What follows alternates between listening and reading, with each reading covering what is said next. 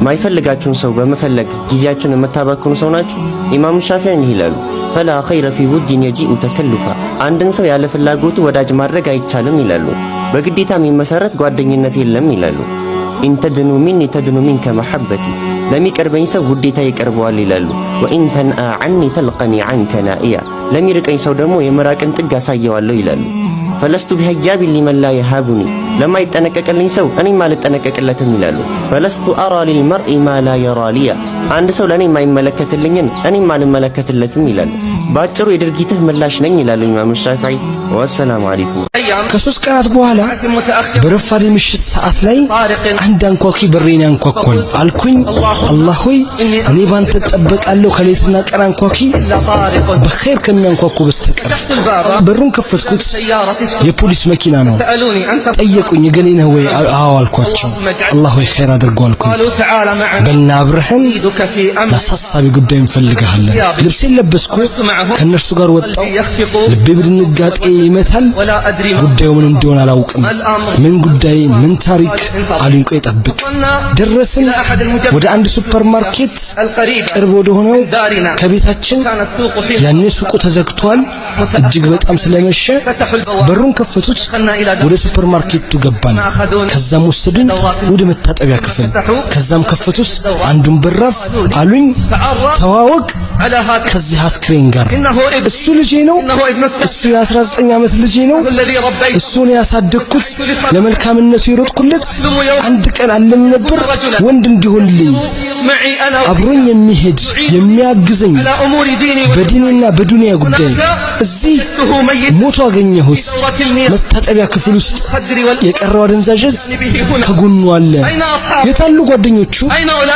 የታሉ እነዛ ሸረኞች? ለምንድን ነው የተዉት? ለምንስ ከሱ ራቁ? በአላህ ይሁንብኝ ይለኛል እንባው ጉንጮቹን አድርጎ። ወላሂ እሱ በርግጥ ሳሌህ ነበር። በአላህ ይሁንብኝ እነዚህ ሰዎች ይጸጸታሉ፣ አንዳቸውን ይረግማል። አላህ ሲል እነዚህን ሰዎች በዚህች አጭር የዱንያ ቆይታችን ላይ ብዙ አይነት ሰዎችን እናገኛለን። አንዳንዱ በንግግሩ ይወጋናል፣ ሌላው በድርጊቱ ያቆስለናል።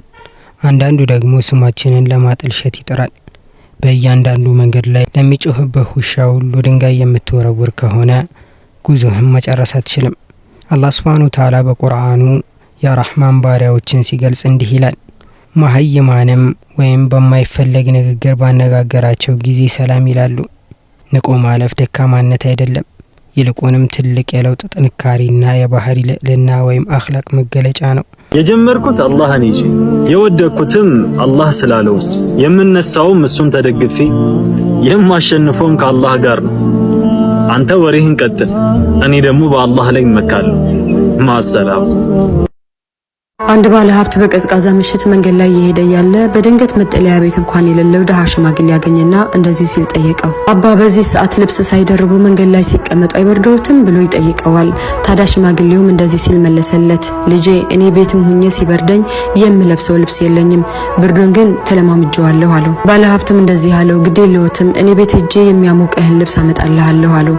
ከዚያም ሽማግሌው በደስታ ጠብቃለሁ ልጄ አለውና ባለ ሀብቱ ልብስ ሊያመጣለት ወደ ቤቱ አቀና። ነገር ግን ይህ ባለ ሀብት ቤቱ እንደደረሰ በስራ ጉዳይ በአንዳንድ ነገሮች ቢዚ ሆነና ሽማግሌውን ይረሳዋል። በነጋታው ጧት ላይ ሽማግሌው ትዝ አለውና በፍጥነት ልብስና ምግብ ይዞ ወደ ሽማግሌው ሄደ። በቦታው ሲደርስ ግን ሽማግሌው ሞቶ ነበር። ከሬሳውም ጎን እንደዚህ የሚል ደብዳቤ ተቀምጦ ነበር። ምንም ልብስና ተስፋ ባልነበረኝ ሰዓት ብርዱንና ፀሐዩን የምቋቋምበት ብርታትና ጽናት ነበረኝ። ነገር ግን ልብስ ልታመጣልኝ ቃል ስትገባልኝ ብርታቴን በሙሉ በቃልህ ላይ ሆነ።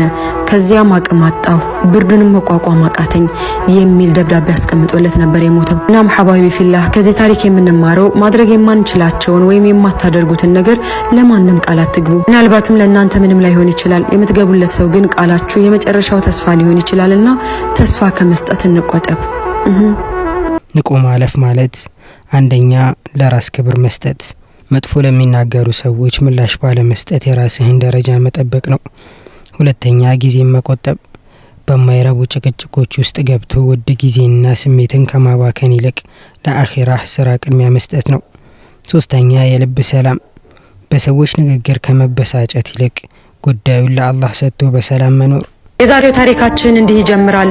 በአንድ ወቅት ጫካ ውስጥ መውለጃዋ የቀረበች አንዲት ሚዳቆ የመውለጃ ሰዓቷ ደርሶ ትግል ላይ ሳለች ድንገት አካባቢዋን ስትቃኝ ከፊት ለፊቷ ወንዝ ከኋላዋ ቀስት ያነጣጠረባት አዳኝ ወደ ጎን ስትዞር የተራበን አንበሳ ሰብስፎባት ትመለከታለች። ይህም ሳይበቃት ጭማሪ ከፍተኛ ነጎድጓድና መብረቅ ያጀበው ዳመና መጥቶ ሰማዩን ያጨልመዋል። መብረቁም ኃይለኛ ስለነበር ደኑን ይመታውና ከፍተኛ ቃጠሎ ያስነሳባታል። እቺ ሚዳቆ ምን ታድርግ? ወደፊት ሩጣ እንዳታመልጥ ትልቅ ወንዝ ተደቀነባት።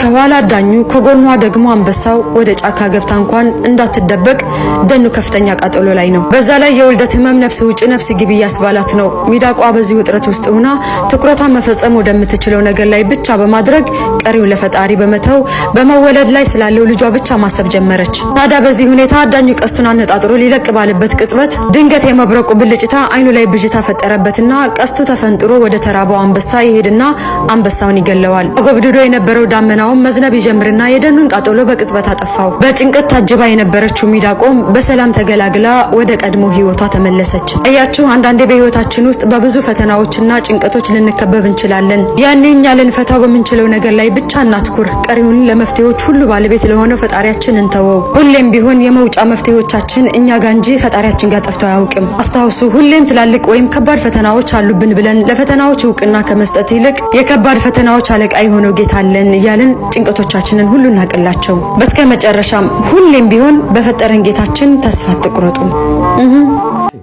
የመጣብህን ሙሲባ በምን አግባብ ታስተናግደዋለህ?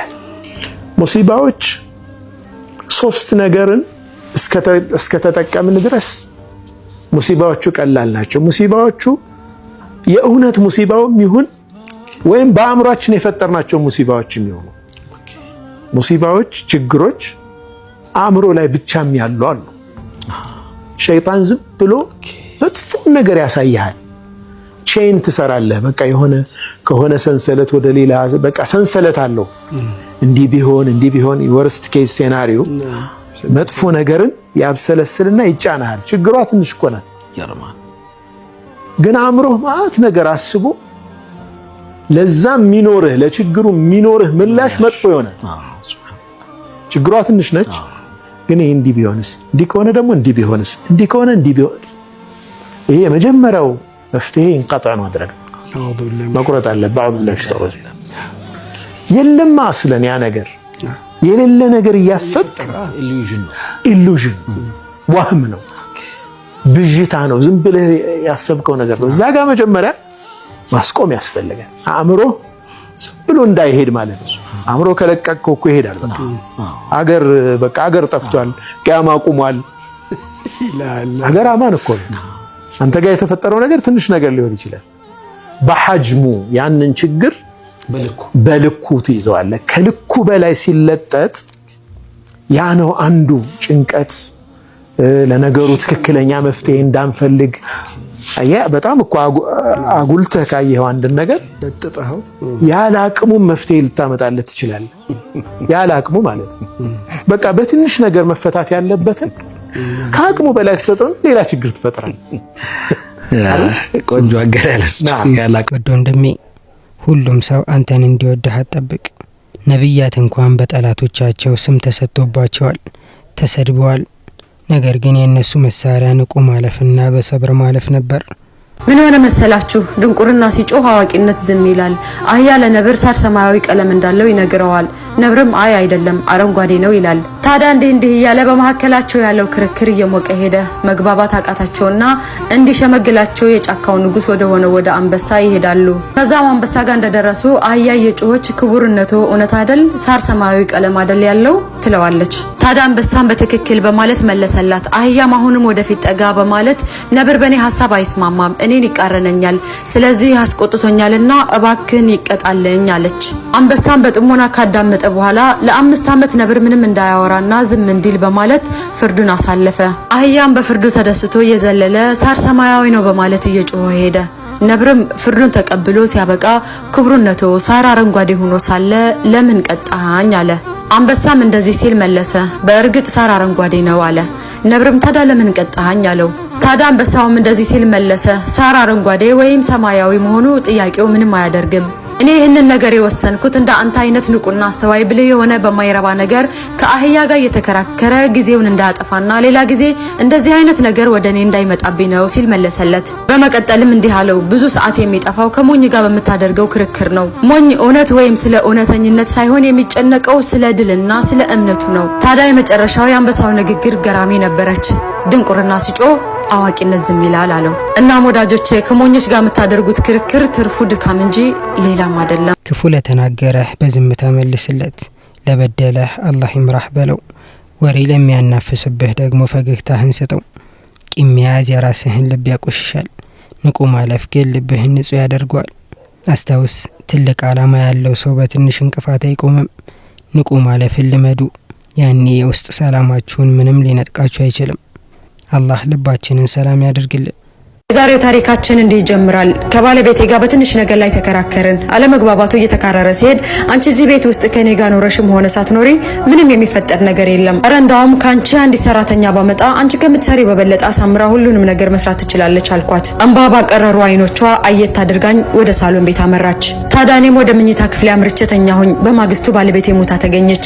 የቀብር ስነ ስርዓቱ ከተፈጸመ በኋላ ከሚያስተዛዝኑኝ ሰዎች ጋር ሆነን ወደ ቤት ተመለስን። ሆኖም ለተወሰኑ ቀናቶች ሰዎች ከጎኔ ስላልጠፉ ምንም አልመሰለኝም ነበር። ከቀን ወደ ቀን የሚያስተዛዝኑኝ ሰዎች እየተመናመኑ ሲመጡ ብቸኝነት ተሰማኝ። ቤቱ የሚውጠኝ መሰለኝ። እንደምንም ብዬ አልጋዬ ላይ ጋደም አልኩኝ። ባለቤቴ የተተኛበት የነበረው ቦታ ባዶ ሆኖ አገኘሁት። ለመጀመሪያ ጊዜ የሀዘን ስሜት ተሰማኝ። ከእንቅልፌ ስነቃ የስራ ሰዓት ረፍዷል። ለምን እንዳልቀሰቀሰችኝ ልቆጣ ዞር ስል ለካ ከእንግዲህ ላትመለስ ጥላኝ ሄዳለች። ከተጋባን ጀምሮ ቁርስ ደርሷ እንዳይረፍድብህ እያለች ለስራ የምትቀሰቅሰኝ እሷ ነበረች። ቁርስ ሳልበላ ወደ ስራ ቦታ ያመራሁኝ። ቀኑ በዝግታ አለፈ። ቢሆንም የሆነ ነገር ቅር እንዳለኝ ይታወቀኛል።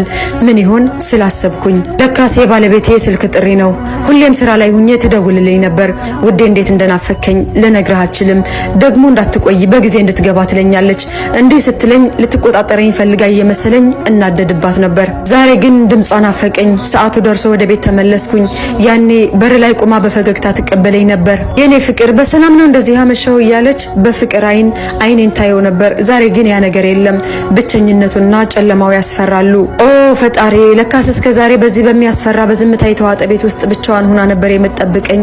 የኔን ፍላጎት እንጂ የሷን አንድም ቀን ከግምት ውስጥ አስገብቼው አላውቅም። በጣም አሳዘነችኝ። ያኔ ነው ማሰብ የነበረብህ እንጂ ጊዜው ካለፈ በኋላ ማዘን ምን ይጠቅማል ስል ለራሴ ወቀስኩኝ። አምላኬ በድያታለሁ፣ ይቅር በለኝ። በዚህ ሁኔታ ላይ ያለሁኝ ክፉኛ ታመምኩኝ። ከአጠገቤ ሆና የምታበረታታኝ፣ በእጆቿ እያሻሸች ፍቅርን የምትለግሰኝ፣ የምታጽናናኝ፣ የምታስታምመኝ እሷ ነበረች። ዛሬ ግን የለችም። እንዴት ይከብዳል! ይችን የመሰለች መልካም ሴት በከፍተኛ ሁኔታ ስበድላት መኖሬ ከነከነኝ። ራሴን ጠላሁኝ። ስቅስቅ ብዬ እያለቀስኩኝ እያለ ድንገት የኔ ወደ ረፍዷል ተነስ የሚል ድምጽ ከእንቅልፌ ያነቃኝ።